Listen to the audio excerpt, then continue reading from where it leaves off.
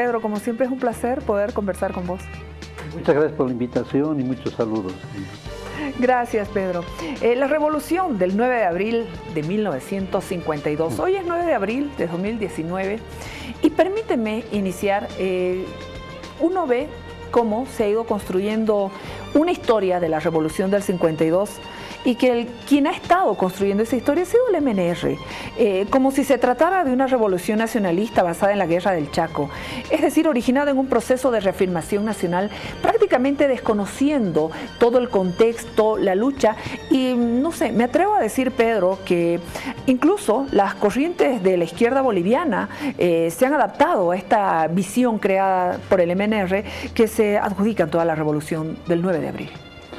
Sí, digamos, en la historia boliviana tenemos un fenómeno en el cual hay tareas inconclusas, tareas pendientes y no llegan a ser solucionadas plenamente. Entonces surge, digamos, en determinados momentos que estos temas que están todavía no saldados adquieren agudeza y llegan a ser parte primordial, digamos, de la definición. Lo que sucede es que las fuerzas políticas que deberían representar estos sectores con sus específicas reivindicaciones no llegan a madurar, no llegan a crear una forma específica. Y se da una constante en la historia boliviana que un mismo sector social, una misma élite, podríamos llamar, cambia evidentemente de óptica política, cambia de enfoque y de alguna manera asume el peso de poder resolver estas tareas.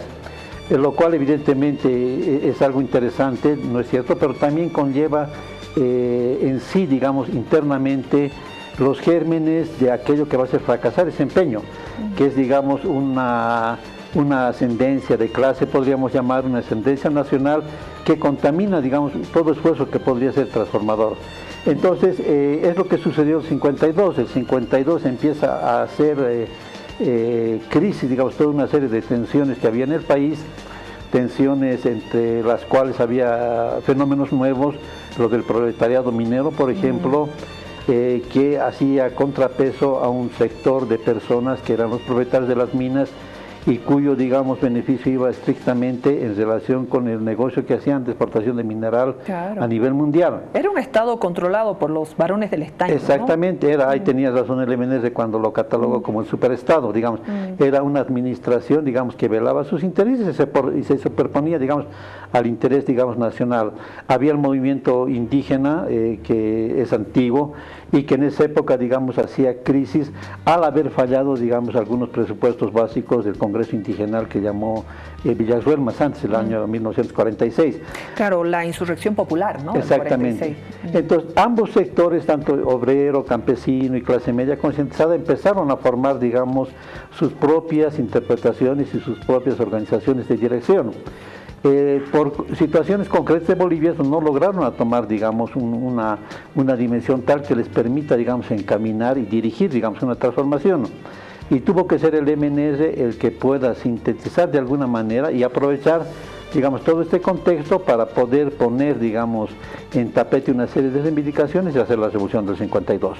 Ahora, lógicamente, poner en la historia como si el MNR hubiera sido el artífice, digamos, es bastante parcial.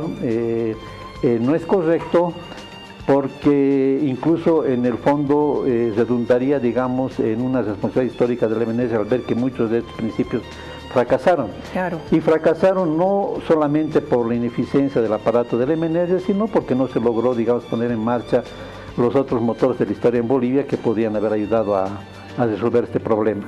Permíteme, tú tocabas la insurrección popular del 46, por ejemplo, ese proceso electoral del 47 también, qué importante que fue en la historia, donde el Parlamento se llenó de diputados de izquierda, la guerra civil del 49 también, son hechos históricos que no sé si en este momento los tenemos tan presentes en la historia. Hay otra historia que, permíteme, cuando uno revisa, presiento que ha sido ocultada por el MNR. Sí, es decir, lo que sucedió en esa época, incluso desde más antes, desde el 38 mismo, cuando incluso un poco más antes, terminada la guerra del Chaco, los gobiernos de Quintanilla, Buch, Villarruel, etcétera, es que se va fermentando una visión nueva de lo que debe ser el Bolivia. Ahora, esta visión nueva necesita, digamos, actores, y esos actores, esos organismos, digamos, que empiezan a desarrollar esta visión y ya empiezan a tomar forma. Por un lado, en el sector obrero surgen dos manifestaciones de izquierda, surge, ¿cómo se llama?, la tendencia trotskista, la tendencia stalinista. Está también la tendencia anarquista, una cuestión que tuvo bastante peso en Bolivia en un momento dado y que después desapareció. Y están formas incluso de autogestión, digamos, de organización gremial, propiamente obreras. Se da, digamos, una emergencia del sector fabril, se da una emergencia del sector ferroviario, o sea, digamos, surge, digamos, una dinámica tan interesante, pero que falta un elemento de cohesión. Ese elemento de cohesión, o sea, en esa ausencia de movimiento de cohesión, las circunstancias hacen que el MNR juegue ese papel, claro, un papel un poco de articulador, ¿no es cierto? Y que logre, digamos, capitalizar de alguna manera estas contradicciones no resueltas y los movimientos que existían al margen del MNR para poner, digamos, un poco, para hacerlos jugar, digamos, como peso, digamos, en la dinámica que ellos efectúan. Ahora, esto no es nuevo en Bolivia, un poco se reproduce incluso recientemente a partir de 2003 en Bolivia. Sí, permíteme tocar ese tema más adelante, porque sí vamos a hablar sobre las experiencias y las lecciones, si las hemos aprendido o las estamos repitiendo. Los obreros, cuando luchaban contra las condiciones brutales de explotación, esos sindicatos combativos, los nuevos partidos, ese movimiento obrero sumamente radicalizado, la revolución del 52 finalmente fue el resultado de esta multiplicidad de experiencias de lucha, de debates, de estrategias y programas que fueron moldeando a la vanguardia que va a llevar adelante la revolución.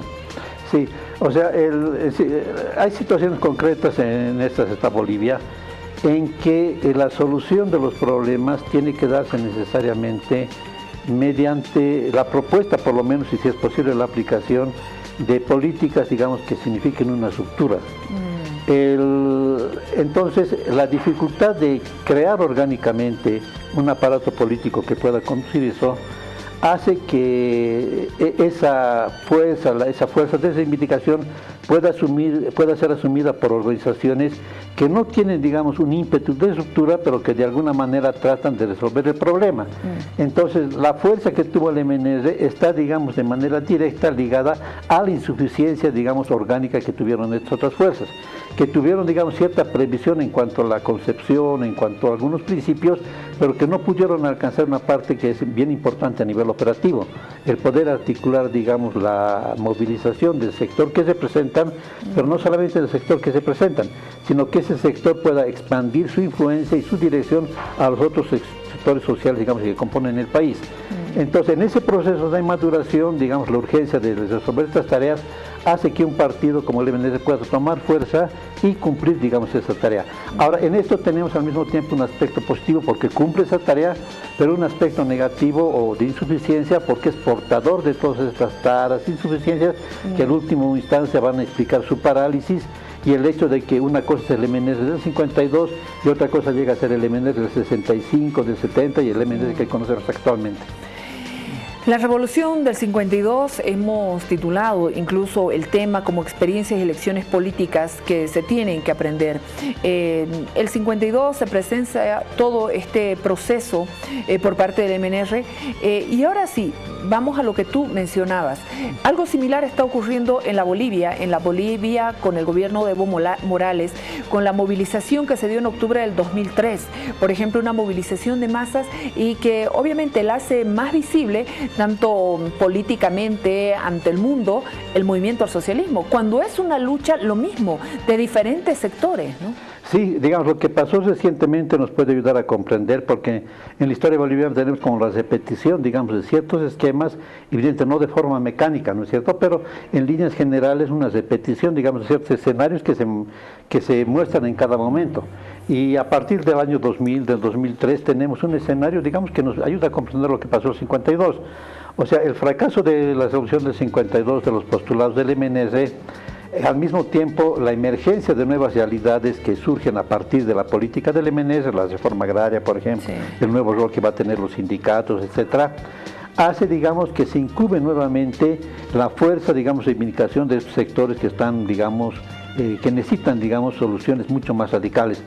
Y vemos, digamos, que una de estas fuerzas es el movimiento sindical, el movimiento de los mineros, el mismo partido, esto es una curiosidad histórica, que hizo la nacionalización de minas, después fue quien privatizó las minas, ¿no es cierto? Entonces, tenemos, digamos, que este sector, digamos, empieza a tener una fuerza, digamos, en cuanto a movilizar la sociedad. Parte de esta fuerza, digamos, se traslada al Chapare, porque la importancia que tenemos de ese sector de los cocaleros se entiende, entre otras cosas, por la migración que hubo, digamos, de trabajadores mineros deslocalizados, digamos, de ese sector. Entonces, otra vuelta se reproduce ese escenario donde las insatisfacciones y los aspectos no resueltos empiezan a tomar vigencia. Tenemos la movilización obrera, tenemos la movilización citadina con la guerra del agua, tenemos, por ejemplo, la insurgencia indígena que fue con Felipe Quispe del año 2000 al año 2003. Entonces tenemos otra vuelta una serie de elementos que en sí mismos son muy importantes porque muestran el descontento de la población y tienen en esbozo las respuestas que podría darse para alcanzar una sociedad nueva. Pero vemos que se repite el mismo esquema.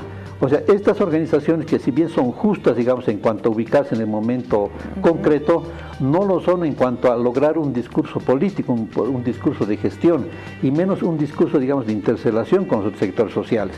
O sea, logran paralizar el país. Recordemos que el año 2003, digamos, la insurgencia indígena logró, digamos, trastornar la vida política institucional de Bolivia, pero, digamos, dejan unos vacíos que tienen que ser aprovechados por alguien. Y aquí se da un paralelismo, digamos, de la misma manera que el MNR utilizó ese vacío en la época de los años 50, 40, el MAS, digamos, ocupa ese vacío, con grandes diferencias también, porque a pesar de que hay esta similitud, el MNR fue mucho más, entre comillas, heroico en su estructuración. Es un grupo de intelectuales especialmente que ya desde los años 30, desde los años 38, empezaron a teorizar, a programar, a batallar políticamente y que dieron como conclusión el MNR. Mientras el surgimiento del MAS es más improvisado, es una cuestión totalmente, digamos, no tiene una trayectoria, digamos, es una cuestión que sale, digamos, de esos esquemas. El MAS podía haberse llamado cualquier otra cuestión, se llama MAS porque un sector de la falange socialista les regala, digamos, la personalidad jurídica y de ahí, digamos, utilizan ese nombre. Pero, digamos, quitando, digamos, esas diferencias de una estructuración mucho más adecuada, de un esfuerzo por dar una interpretación teórica a lo que pasaba en Bolivia, que hizo el 52, hicieron los teóricos del 52, a una especie simplemente de recetas, siguiendo las modas ideológicas del momento, que eran culturalistas, posmodernas, etcétera, en Bolivia. Vemos, digamos, cómo este dramático problema en Bolivia de la ausencia de un organismo político de cambio, de revolucionario, que pueda transmitir estas exigencias de la población, da pábulo a una improvisación y al surgimiento de un nuevo movimiento. Ahora, esos movimientos, evidentemente, para legitimizarse, tienen que crear una mitología. Y la mitología es que ellos fuesen la expresión de un entronque, digamos, fuesen la representación de todo un movimiento, digamos, que les da justamente ese valor, lo cual es falso, ¿no es cierto? Pero, digamos, como en política se requiere, digamos, cierta coherencia para entender los hechos, esa explicación, digamos, que es relativamente superficial, llega a ser como verdadera. De la misma manera que el MNR se presenta como la conclusión de un movimiento patriótico y nacional, digamos, que solamente tenía que concluir en el MNR, el MAS se interpreta ahora como la única salida y la conclusión lógica de todo un proceso que tenía que desencadenar y culminar el año 2005. Oye, muchas gracias, Pedro, por acompañarnos para hablar del 9 de abril del 52.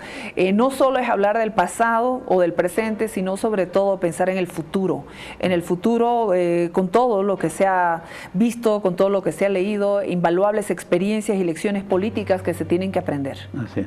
La historia es para eso. Así es. Gracias, Pedro Portugal, por acompañarnos. Permítanme ir a la pausa, por favor. Tengo más entrevistas programadas para esta noche. Enseguida estamos con más. Aguárdenos unos segundos, por favor.